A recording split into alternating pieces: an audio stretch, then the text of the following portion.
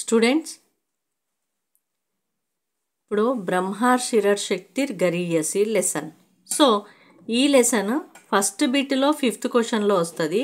Annotations, ససందర్భం వాక్యాత means annotations. ఒక సెంటెన్స్ ఇచ్చి దానికి పోయిట్ ఇంట్రడక్షన్, సందర్భం, భావం రాయాలి.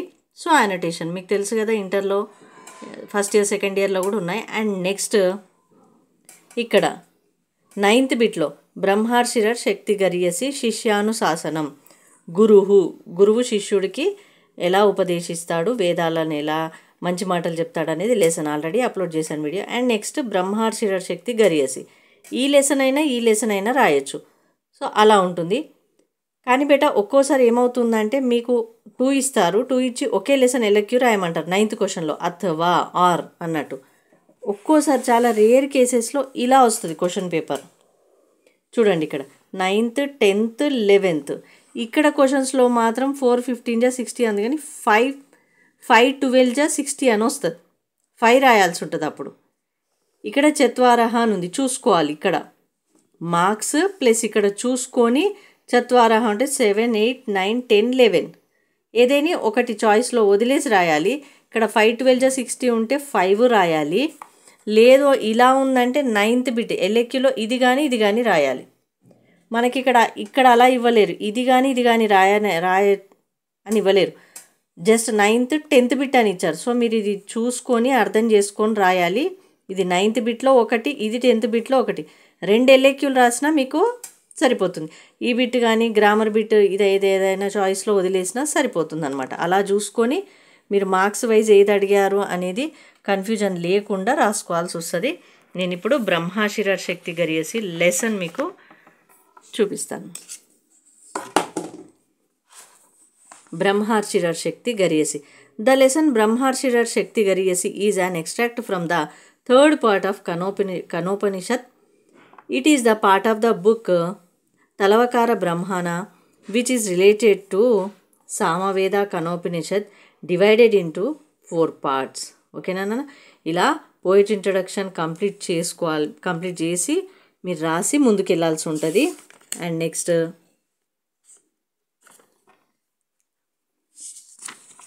సమ్మరీ లాగా స్టోరీ రాయాల్సి ఉంటుంది. మధ్యలో ఇలా సాంస్క్రిట్ సెంటెన్స్ రాయకపోయినా పర్లేదు, మీరు మాత్రము రాయగలిగితే చదివి రాయండి. లేదా మీరు ముందుకు వెళ్ళిపోతూ స్టోరీ కంటెంట్ చక్కగా రాస్తే సరిపోతుంది అన్నమాట. ఒకసారి పూర్వం దేవతలకు రాక్షసులకు మధ్య భీకర యుద్ధం జరిగినప్పుడు రాక్షసుల ముందు దేవతలు ఓడిపోతే వాళ్ళతో యుద్ధం చేసి చక్కగా బాగుండదని ఈశ్వరుడైన పరబ్రహ్మం రహస్యం తెలుసుకొని దేవతలకు శక్తిని ప్రసాదించి యుద్ధమందు వాడికి సహాయపడి దేవతలే గెలిచేట్టుగా చేశారన్నమాట. సో యుద్ధంలో మేమే గెలిచామని దేవతలు చాలా విర్రవీగిపోయి శక్తి అంతా మాదే అని గర్వించసాగారనమాట. ఈ గర్వాన్ని మొత్తం అణచివేయాలని ఈశ్వరుడు భయంకరమైన ఒక యక్షుని రూపంలో దేవతలకు ప్రత్యక్షమవుతాడనమాట. ఆ యక్షుడు ఎవరు అని కనుక్కోవాలని వారికి ఆశ్చర్యం కలిగి పరబ్రహ్మం యొక్క యక్షరూపంను గమనించిన దేవతలు ఆశ్చర్యం పొందుతారు.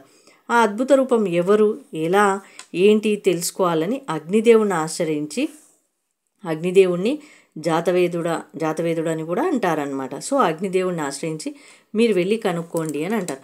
అగ్నిదేవుడు యక్షదేవుని ముందుకు వచ్చిన తర్వాత యక్షరూపం ముందుకు రాగానే యక్షరూపం మీరెవరు అని అడుగుతారు అనమాట. అడగగానే నేను దేవుడను, నన్ను జాతవేదుడు అని కూడా అంటారని సమాధానం ఇస్తారు. మీరేం చేయగలరు అంటే, నేను మొత్తాన్ని ఏ శక్తినైనా ఎవ్వరు ముందుకు వచ్చినా కూడా నాలో అంత శక్తి ఉంది. ఏమి అంటే భూమిపై గల సర్వాన్ని దహించవేయగల శక్తి నాలో ఉంది అంటాడు.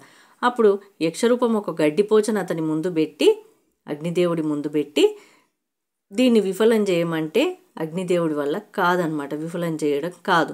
ఇంకా తిరిగి వెళ్ళిపోతాడు అగ్నిదేవుడు. నెక్స్ట్ అందరూ దేవతలు వాయుదేవుడిని పంపిస్తారనమాట. వాయుదేవుడు వెళ్ళగానే యక్షరూపం నీవెవరు అని అడుగుతాడు. నేను వాయుదేవుడను, నన్ను మాతరీశ్వరుడు అని కూడా అంటారు. సో నీ అందు ఏం శక్తి కలదు అంటే, నా యందు భూమిపై గల దేనినైనా సులభంగా ఎత్తివేసేస్తాను అని గర్వంతో చెప్తాడనమాట. ఇంకా అతని ముందు కూడా యక్షరూపం ఒక గడ్డిపోచ నుంచి ఎత్తి పడేయమని చెప్తుంది అనమాట. సో వాయుదేవుడి వల్ల కూడా కాదన్నమాట. ఇంకా అప్పుడు ఇంద్రుడు సరేనని పలికి యక్షుడిని సమీపంగా యక్షుడు అతనికి ఎదుట నుండి అదృశ్యమయ్యను. అగ్నితో మరి వాయువుతో కనీస సంభాషణ చేసిన యక్షుడు ఇంద్రునికి అలా అంటే అగ్నిదేవుడు వాయుదేవుడు వెళ్ళి ఇంద్రదేవుడికి చెప్తారనమాట. ఇంద్రదేవుడు వచ్చి నించోగానే ఇంద్రదేవుడితో యక్షుడు కనీసం వాళ్ళకు మాట్లాడే అవకాశం కూడా ఇవ్వడనమాట ఇంద్రదేవునికి. ఇంకా ఇంద్రుడికి అవమానం అనిపించి ఇంకా ఇన్సల్టింగ్గా ఫీల్ అయ్యి వెనుదిరిగి వెళ్ళిపోతారనమాట. ఇంకా స్వాభిమానంతో ఆ యక్షరూపంతో తప్పక తెలుసుకోవాలని ఇంద్రుడు అక్కడే అదే ప్లేస్లో ధ్యానంలో నిమగ్నమవుతాడు. ఇంకా ఈ యక్షుడిపై ఇంద్రుడికి గల అభిమానాన్ని అతని భక్తిని చూసి ఇంకా అప్పుడు ఇంద్రుడు ఆమెను ఇంద్రుడి ముందు ప్రత్యక్షమయ్యాను. ఇంద్రుడి ముందు ఆ యక్షరూపం అనేది ప్రత్యక్షమవుతుంది అనమాట. అప్పుడు ఇంద్రుడు ఆమెను సమీపించి అద్భుతమైన ఈ యక్షరూపం ఏమిటని అడిగాను. అందులోకి ఉమాదేవి, ఇంద్ర, ఈ అద్భుత రూపం పరబ్రహ్మం.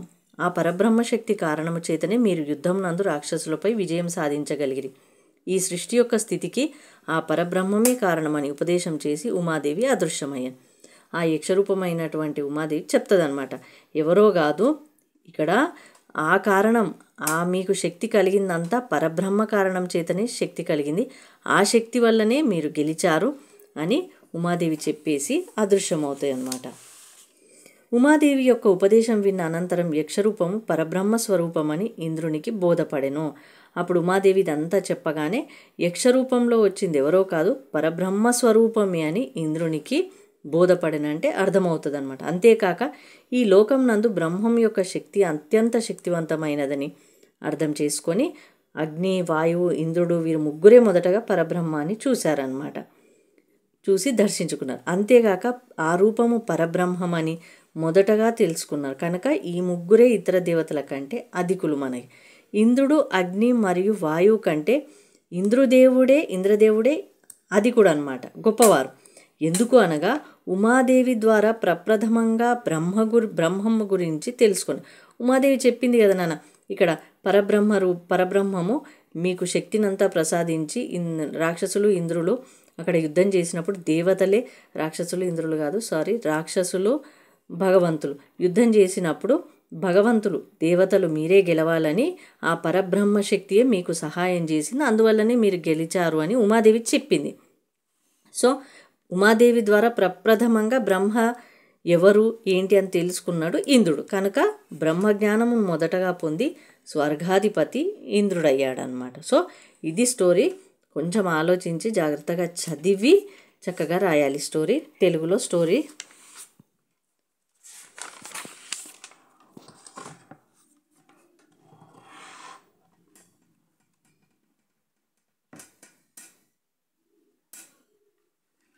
ఇంగ్లీష్లో స్టోరీ.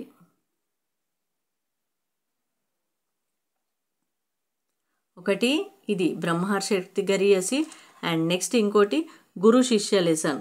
గురువుగారు శిష్యులకు ఉపదేశం ఇస్తారనమాట. ఎలా ఉండాలి, మంచి పనులు ఏంటి, చెడు ఏంటి, ఎలా చక్కగా నడుచుకోవాలనేది లెసన్. ఈ 2 లెసన్స్ 9th and 10th బిట్స్లో కానీ లేదా 9th బిట్లో 2 లెసన్స్ ఏదే ఒక ఎల్ఏక్యూ రాయండి అని వస్తుంది అనమాట. మీకు ఏదేని ఒక ఎల్ఏక్యూ రాయమని మీకు ఎగ్జామ్లో వస్తుంది అనమాట. సో ఎల్ఏక్యూ ఏదో ఒకటి రాస్తే సరిపోతుంది, లేదా 9th 10th బిట్స్ వస్తే చెప్పాను కదా చూసుకొని రాయండి. నెక్స్ట్ ఇక్కడ ససందర్భ వాక్యాత్ 5th క్వశ్చన్. నేను చెప్పాను 5 మార్క్స్కి 5th క్వశ్చన్ బేటా. పరిచయ. ప్రస్తుత వాక్యం బ్రహ్మర్షి శక్తి గరీయసి అనేది పాఠ్యభాగంలోనిది. ఈ పాఠం కనోపనిషత్ యందలి 3వ ఖండం నుండి స్వీకరింపబడినది. కేనోపనిషత్ సామవేదమునకు సంబంధించిన తలవకార బ్రాహ్మణ గ్రంథమునందలి అంతర్భాగముగా చెప్పబడుచున్నది. అగ్నిదేవుడు యక్షుడి రూపంలోనున్న పరబ్రహ్మతో ఇలా పలికెను. యుద్ధంలో పరబ్రహ్మ సహాయంతో రాక్షసులపై విజయం సాధించిన దేవతలు ఆ విజయానికి తమ శక్తే కారణమని గర్వించిరి. ఆ గర్వంను అణిచివేయుటకు పరబ్రహ్మ శక్తి ఒక యక్షుడి రూపంలో వారికి సమీపాన ప్రత్యక్షమైంది. ఆ రూపం ఎవరు అని తెలుసుకున్నటకు అగ్నిదేవుడు యక్షుని సమీపించగానే యక్షుడు నీవెవరు అని ప్రశ్నించాడు. అందులోకి అగ్నిదేవుడు నేను జాతవేదుడు అని కూడా అంటారు, నన్ను జాతవేదుడు అని కూడా అంటారు, నేను అగ్నిదేవుణ్ణి అని పరబ్రహ్మంతో సమాధానమిస్తాడనమాట. అది ఇలా పరిచయం, సందర్భం, భావం రాయాల్సి ఉంటుంది మీరు. ఫస్ట్ వన్ ఇంగ్లీష్లో. నెక్స్ట్ సెకండ్ సర్వం దహేయం యదాదిం పృథివ్యామితై.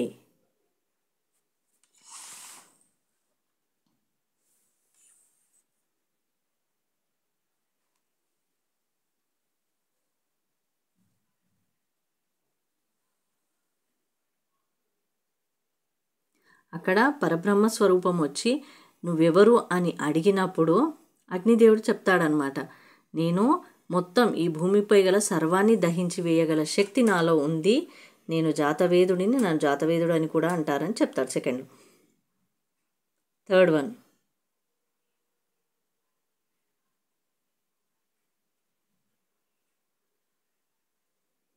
సెకండ్లో అగ్నిదేవుడి వల్ల కాకపోయే వరకు నిరాశ చెందిన దేవతలు నెక్స్ట్ వాయుదేవుణ్ణి పంపిస్తారనమాట. అతడెవరు, ఆ యక్షరూపం ఏమిటి కనుక్కొని రండి మహాదేవాన్ని పంపిస్తారు. నెక్స్ట్ ఫోర్త్,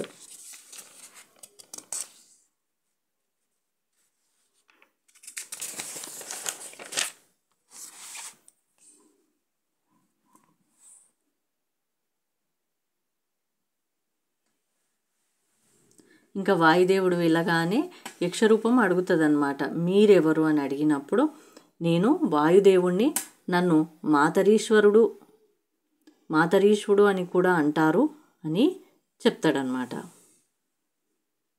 అది ఈ annotation. And next fifth annotation,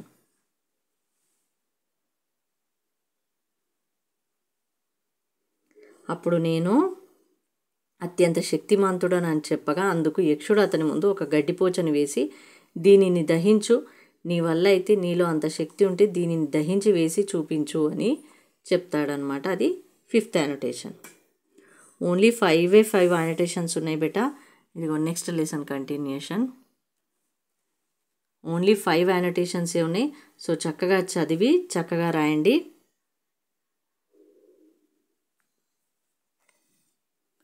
me friends, relatives ఎవ్వరు డిగ్రీ, ఇంటర్ చదివే పిల్లలు ఉన్నా కూడా కంపల్సరీ షేర్ చేయండి అండ్ సబ్స్క్రైబ్ చేసి ఒక లైక్ చేయండి.